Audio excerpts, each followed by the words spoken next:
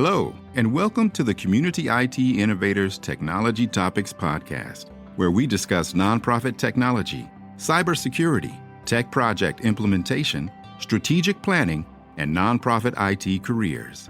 Find us at communityit.com.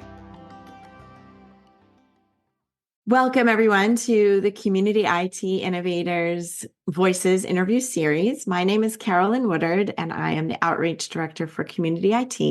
And I'm very pleased to be here today with Bill, who is retiring as our CFO. So, Bill, would you like to introduce yourself and tell us how many years you were with Community IT? Hi, thanks, Carolyn. Well, I've been with Community IT for just over 14 years. It was the middle of November in 2009 when I officially joined, and it's been a great 14 years. I am looking forward to retirement, but I'm also looking forward to maintaining a relationship with Community IT in different ways. It's a great organization, and it's been a real pleasure for me to have spent these 14 years working with a great bunch of folks. Do you remember back when did you apply? Were you headhunted? Like, how did it work that you came to work at Community IT? So my career background was first 30 years with Verizon and predecessor companies in the landline side of the telephone business in those days. And I had an opportunity to raise my hand for an early out when I was in my 30th year. And that was great because I was ready for a change. It was a great career, great company, lots of great folks, a really important mission of maintaining people's communications capabilities. And it was time for me to seek new ventures. And I decided that I wanted to take my knowledge, my experience, my skills, and apply them in the nonprofit world. Not-for-profit world is sometimes a better way to say that. And so I did a search, and I was able to connect with an organization called Lutheran Services in America, which coincidentally happens to be a longtime Community IT client. And I worked there in a CFO role for 7+ years. And then I decided it was time to look for something else again. And so I began a search on what I might want to do. And interestingly enough, I wanted to stay in the not-for-profit world, or at least I thought I did. And I came across on a job search website called Idealist, which focused on the nonprofit community, an ad for a position with Community IT. Well, as you may know, Community IT's business is focused on the nonprofit community. We are a for-profit company, but our mission has been from its very founding to serve the nonprofit community and help them in their use of technology. So that ad was there. I made contact with the company, went through a series of interviews, and they decided that I might be a good fit for the role that they were looking for. And so I joined on in November 2009. Do you remember who you interviewed with? Did you interview with everybody? I interviewed with Dave Deal, who was the owner at the time and CEO. Johan Hammerstrom, who is currently the CEO, was in that group. There were several others. They really like to do the team interview approach. So there were others that were in that room, but I'm not sure. I'm going to be careful not to try to name them. After 14 years, the memory slides a bit. But it was a good experience, clearly, because you remained interested and took the position. Yeah, it clearly seemed to fit both my skill set, my experience, having grown up in the technology world that is now we consider outdated, but in fact was moving towards lots of things and using computers there I clearly had a sufficient technical background to understand and operational background to understand what it meant for community IT to deliver its services and what it was doing. And then the mission fit for me was great. The culture, I can't say enough about the culture at community IT. One of the key aspects of community IT, for those who don't know us very well, is that we are what is known as an employee stock ownership company. I could go on for a long time about the nuances of that because I have become an expert, if you will, in that arena because I've run that side of the business for us for many years now. And it is a relatively complicated arrangement, but fact is, it is a means by which companies may be owned by their employees through a very structured arrangement that's established by was established by federal legislation back in the 1970s. And so that's, you said employee stock ownership plan, so an ESOP, if people want to look up that. Yes, and probably people here is ESOP, yes. And we have some articles on it on our website as well of what an ESOP is and how it works. So I agree. Like a lot of how I think we interact with you in staff meetings is around the ins and outs of the ESOP, which are pretty complex and good to know. But I wondered, had you been in an ESOP before coming to community IT? Was that part of your background, or did you have to learn once you were at community IT as the CFO? No exposure at all prior to coming to community IT. So I learned from scratch. Dave Deal, as the owner at that time, led the company to create the ESOP. And we eventually, in 2012, he decided it was time for him to turn it into a 100% ESOP company. So we bought his remaining shares, or the ESOP bought his remaining shares. I had been involved in the ESOP administration prior to that, but because of a need for Dave to shed his conflict of interest, he couldn't be both the owner and the buyer, or the buyer and the seller at the same time. I was moved into the role of being the buyer, so to speak, as trustee for the ESOP. And it was a pretty steep learning curve. I had great support. In the ESOP world, you don't work independently. You have lots of helpers to make sure you understand things properly. And we went through that. And then it's been a great learning experience since that point. Yes. And I think one of the wonderful things about being an employee-owned company is that I was kind of joking earlier when I said, like, we know about it from the meetings where you explain to us the ins and outs of it, but it really does help all of the staff understand a lot more about our business and what we're doing, how we're doing it, why we're doing it, are we doing well, and are we succeeding in our mission of serving nonprofits? And I think that's all because of that culture and because of having the ESOP. We constantly have to be updated on how things are going. I think in addition, when you use the term culture, I'm going to expand beyond ESOP because in fact, ESOP becomes part of the culture, but there are cultures which facilitate an ESOP arrangement.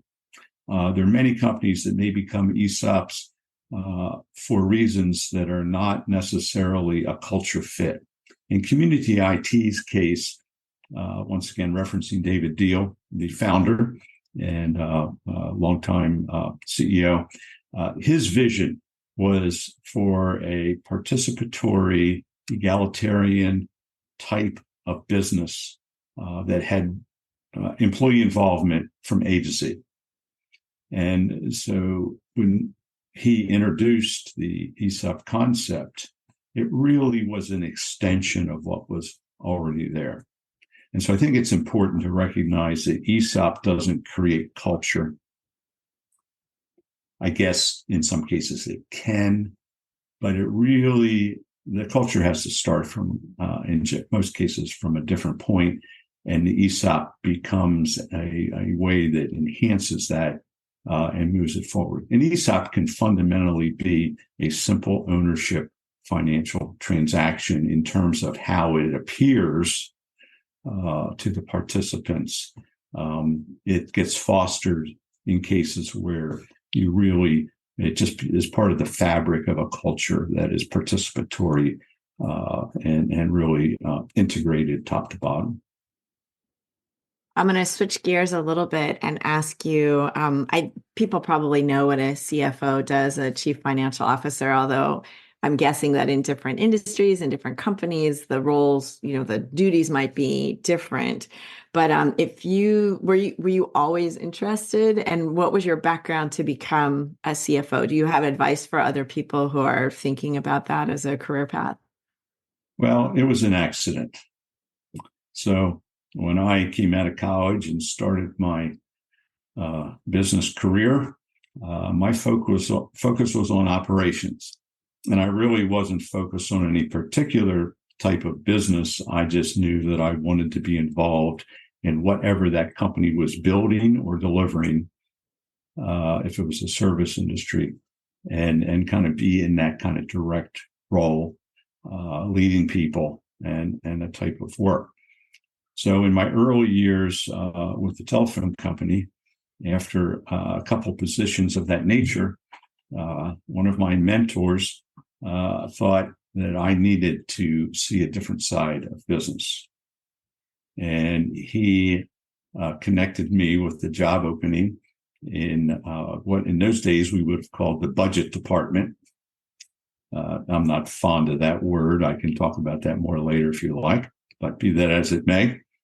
That was my first entrance into working with the finances of a business. And at the same time, I was also working on an MBA, and I ended up concentrating in finance, not because I was doing that work, because math was always my best subject, and that was kind of a natural concentration there. So I spent a couple of years getting involved in budgeting related work, understanding the accounting system that we had at the time, and those types of things. And then it was time to go back to the field. Yay! Well, it wasn't too much longer after that there was another opportunity, this time a career up move. And guess what? I came back. And so my history in 30 years was to go back and forth between field assignments, operations type assignments, and staff assignments, often related to financial matters, but also over time getting involved in other aspects of the business. So it gave me a very broad experience when I decided it was time to go find other things to do. It turns out that what was saleable for me as a person was that financial and related experiences in the outside world, human resources types of things, other staff kind of work. That is so interesting, because I think a lot of our primary contacts at the nonprofits that we work with often are operations. They're in charge of keeping the lights on, keeping the building working, the space that they're working in. And so IT falls under that. But being able to, manage these different aspects of what operations is such a skill.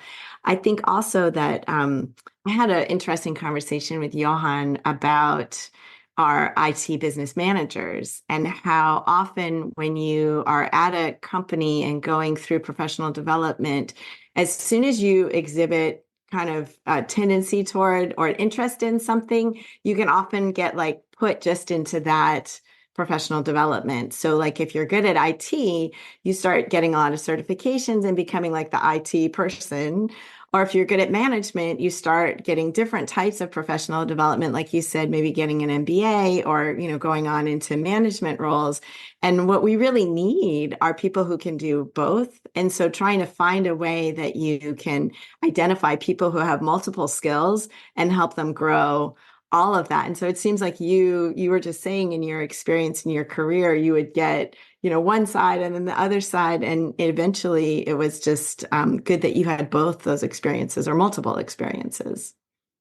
Yes, it's interesting. You referenced the IT business manager role, which was developed over a long period of time and took different titles and different foci, but has now settled into a relationship role that really helps to bridge that gap, I think, for our clients between having the technical knowledge necessary to really advise, but also the operational side. This is how it's going to end up working, because sometimes you can have that technical knowledge, but the actual application is different.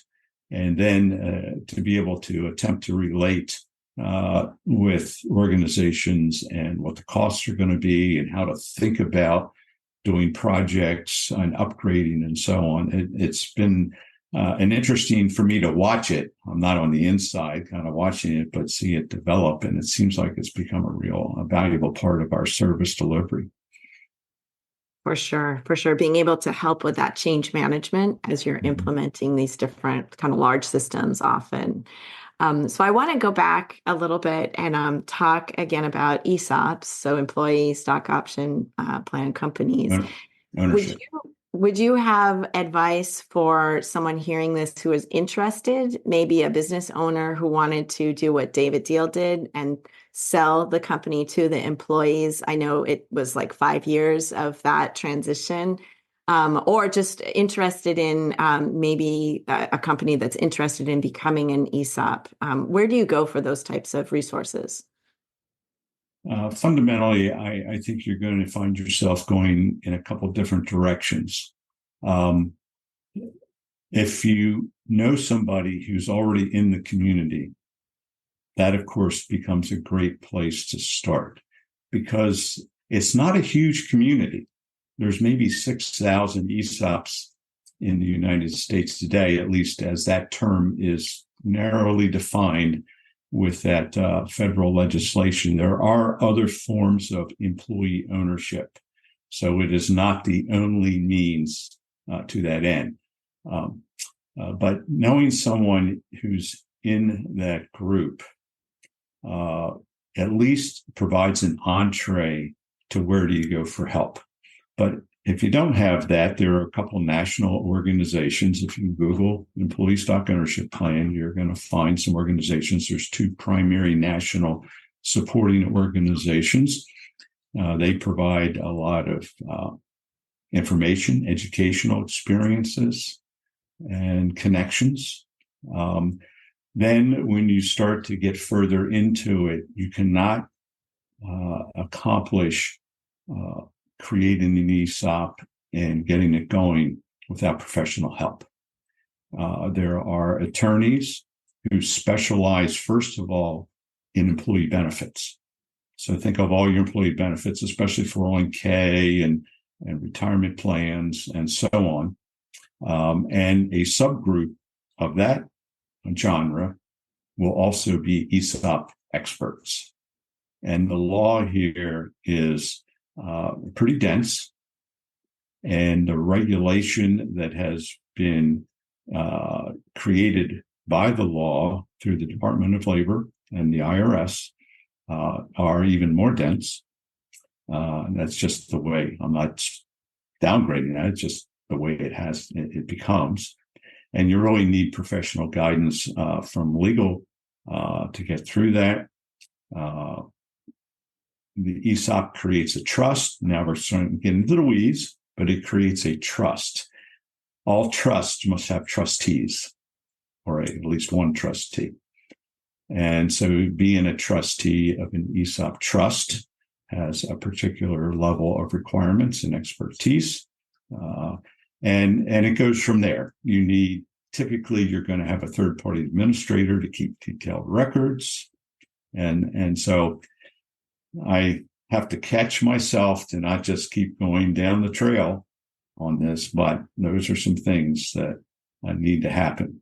But getting direct experience, whether it's somebody you know or you're able to get connected to somebody, the community is welcoming. They're enthusiastic. They're always interested. I've always found them interested to talk about it. And there are a couple of conferences, national conferences each year.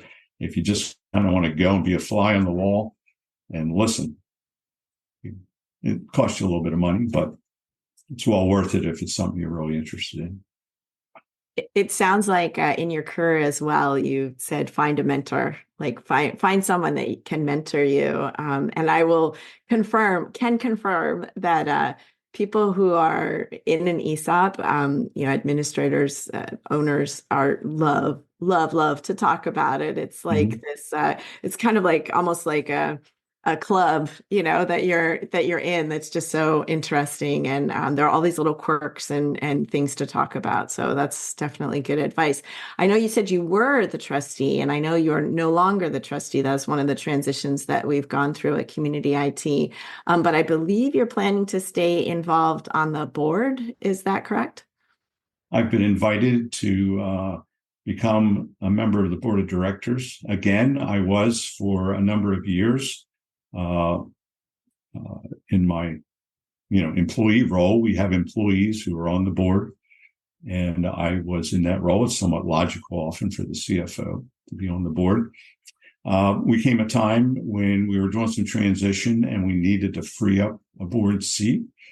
And I said, what makes sense here is I will go off the board as a board member, but as CFO and as directly involved in so many governance matters, I have entree to the board. So I actually was a regular attendee, and I also had been elected the corporate secretary, which in most cases, the corporate secretary is going to also be the board secretary. So the board, this was all pre-planned, has now elected me to be a so-called external affiliated board member, effective the day after I resign. And do you have other plans for your retirement? I know we talked about this a little bit. Well, there's the normal, like to travel a little bit more. We have grandkids. Of course, that's always family's important. The house projects that have been being put off, I no longer will have an excuse to put off. So I envision being busy. Well, I'm going to close with a question that I ask people in these interviews of when you are at a cocktail party or in an elevator, or someone asks what you do, and in this case, what Community IT does, what do you tell them? How do you explain Community IT in that elevator speech? I explain that we are what I call a small IT services business, as opposed to the IBMs of the world, let's say, right? In our industry, managed service provider, we actually are on the larger side of the scale. So that's always interesting. But we are the IT manager resource for nonprofits. And basically, we make your computers operate well, help you with everything related to your network, and making that an important part of your business. Thank you so much for your time today. I've loved getting to know you as our CFO, and I wish you well on your journeys. And I know I'll be seeing you around at board meetings, et cetera, but just really thank you for spending this time with me today. Well, Carolyn, it's a pleasure. I love to talk about community IT. As you can tell, I also easily go into related topics here. So it's just been a pleasure to work with Community IT, work with everyone here. Great to get to know you over the last few years. And I look forward to maintaining close contact. Thank you. Thank you. Have a good day. Community IT does these free webinars and podcasts for our community, and we love sharing our knowledge and experience. If you have more questions or are having trouble with your IT at your nonprofit, please get in touch with us on our website, www.communityit.com, so we can start a conversation or schedule an assessment. Downloading any of our free resources there will get you signed up for our webinar reminders, and you can attend our next webinar in real time and ask our experts your own questions. If you love podcasts, please subscribe and leave us a rating to help others find this leadership resource for nonprofits.